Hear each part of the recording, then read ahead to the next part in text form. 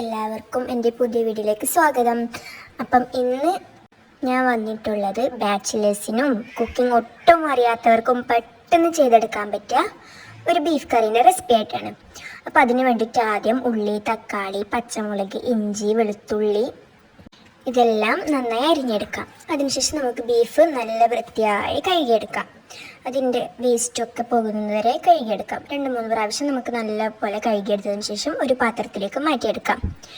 ഇനി ആ പാത്രത്തിലേക്ക് നമുക്ക് നേരത്തെ മുറിച്ചെടുത്ത ഉള്ളിയും മറ്റ് സാധനങ്ങളൊക്കെ അതിലേക്ക് ചേർക്കാം.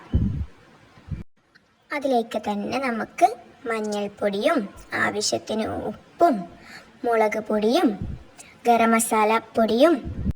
മസാലപ്പൊടി നിർബന്ധമില്ല കേട്ടോ. ഓരോരാൾ ഇഷ്ടത്തിനനുസരിച്ചിട്ട് ഇട്ടാൽ മതി. ഒരാൾക്ക് അതിൻ്റെ മണം ഇഷ്ടപ്പെടില്ലല്ലോ.